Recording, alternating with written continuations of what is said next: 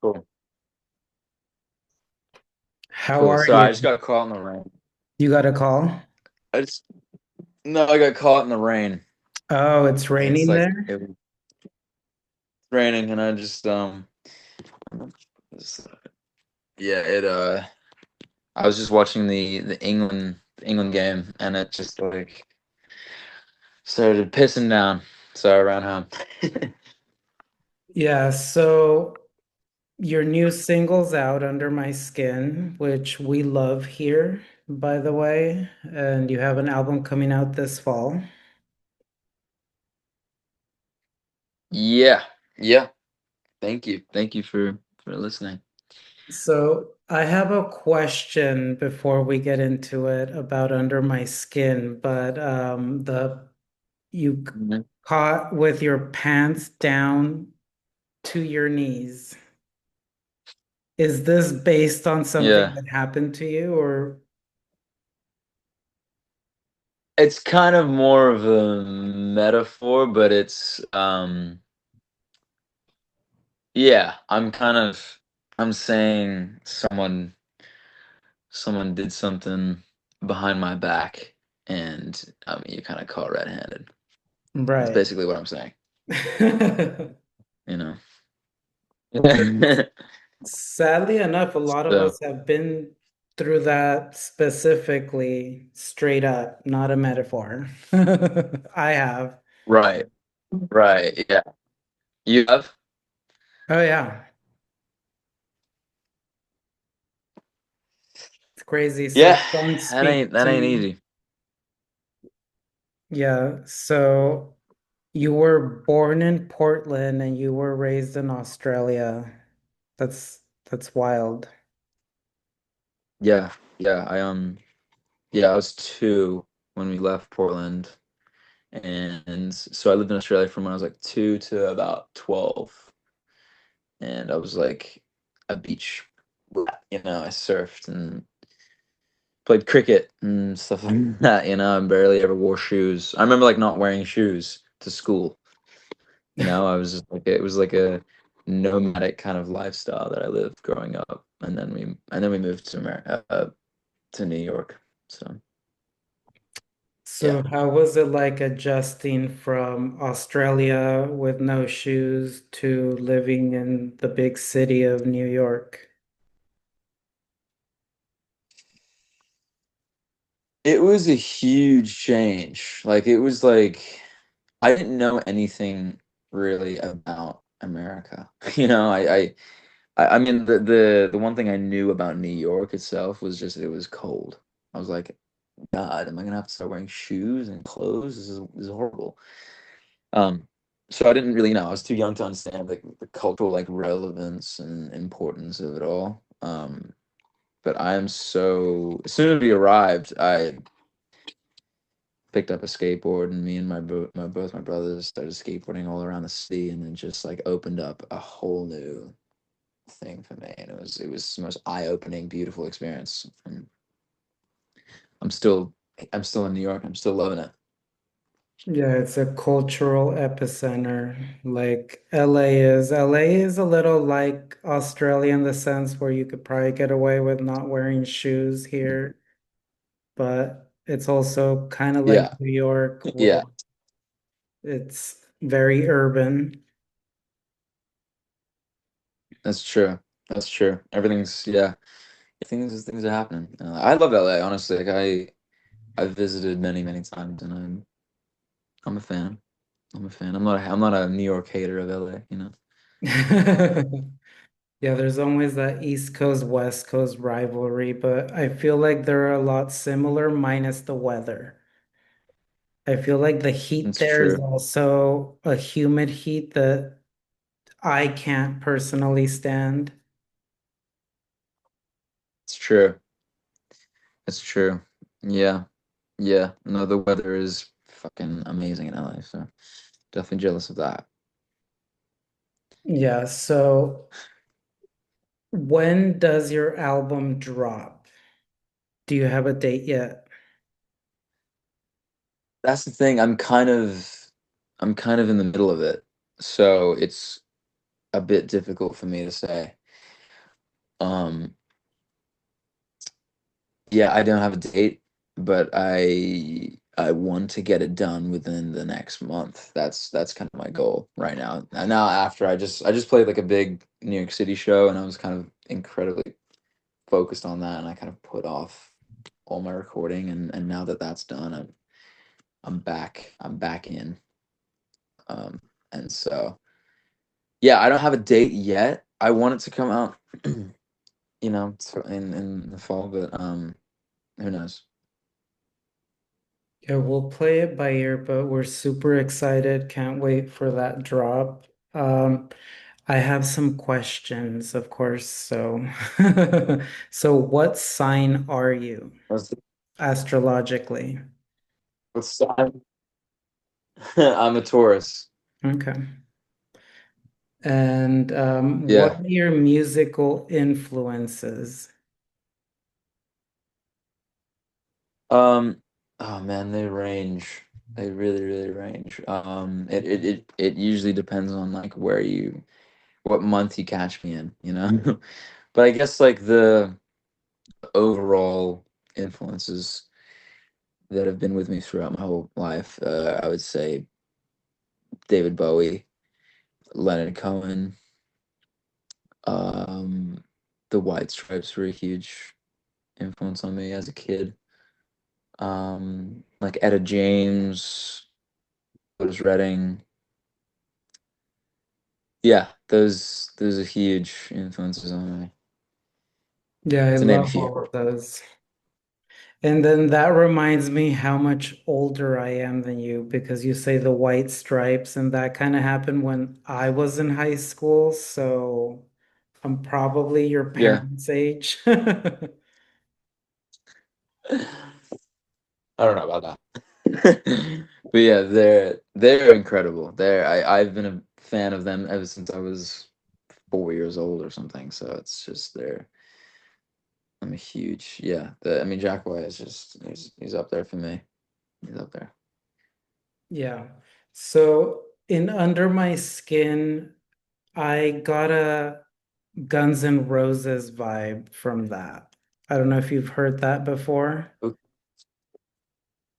never heard that before. Someone has told me I look like Axl Rose. Someone said that once, but that's interesting that you took under my skin with it. I guess that's interesting. Okay, how do you? I'm curious how what you see in it.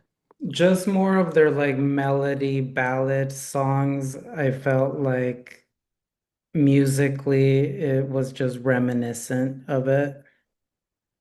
Mm, love that. Yeah, I mean, I also grew up listening to them, so Yeah. their ballads are that's cool. Yeah. I mean, artists tend to draw from That's a the hot take. collective. Totally. Yeah, it is interesting. Like, I'll be working on a song and someone will say, "Oh, this kind of reminds me of that," and I haven't thought about that artist in probably like 10 years or something, and just be like, "Oh wow, maybe that's just coming within. Maybe you're just storing all these kind of influences, and they're just deep under, and they finally reach the surface at one point in your life, but they're held in there." So it's interesting you say that. That's cool. Yeah. Yeah, it's cool. I like it. And tell me something interesting. Tell you something interesting. Yeah. What about myself? Yeah. Or the world, or Um, over the world. Holy crap. Tell you something interesting about me, maybe that. Yeah, I guess something about me is I grew up. I guess I already said this. I grew up playing cricket, and that was going. If I didn't leave Australia, I would probably be pursuing that right now, and I'd probably try to become a professional cricket player. I guess that was my trajectory as a kid, um, which is weird to think about now because it's very random. But um, yeah, so thank God I moved to New York, I guess, and I picked up a guitar. I mean, cricket's cool, but music is cooler, of course. I feel like music I is think the so. one thing that unites everybody.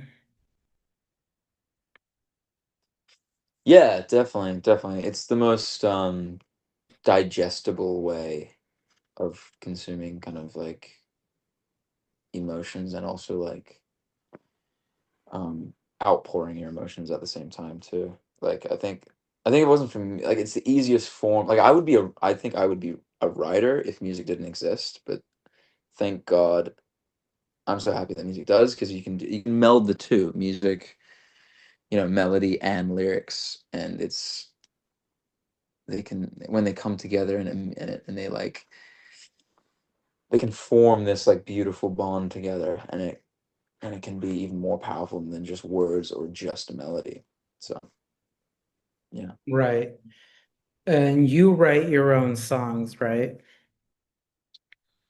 I do. Yeah, That's so cool.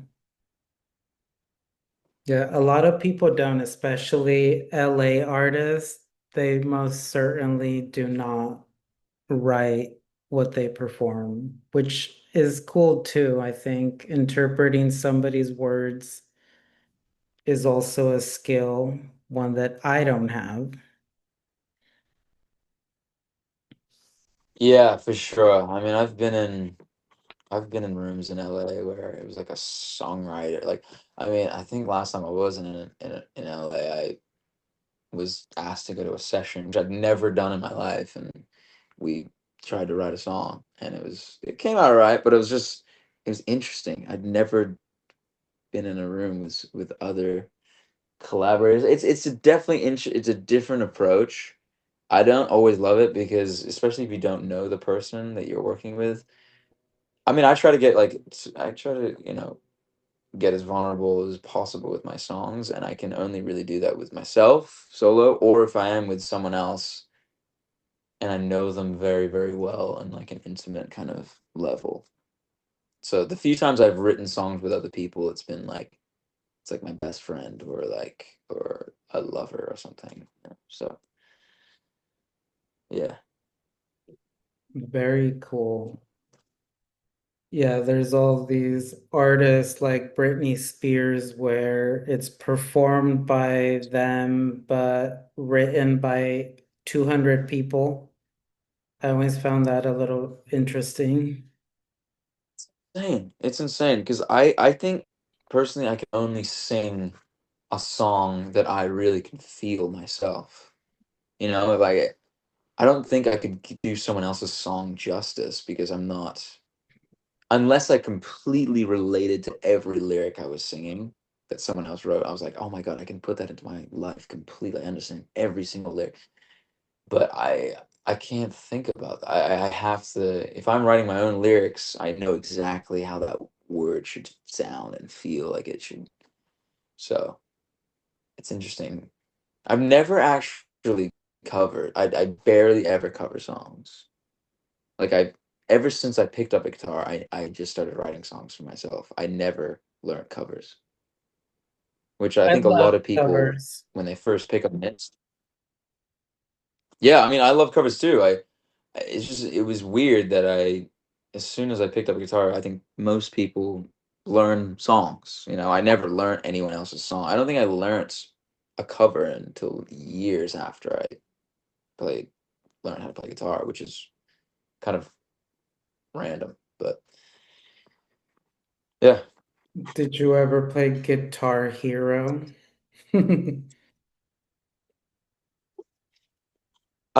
yeah, I did a little bit. I don't think I ever had it myself, but my friends always had it, and I was always that was like before I started playing guitar. But it was fun. That was fun. Did you? I did.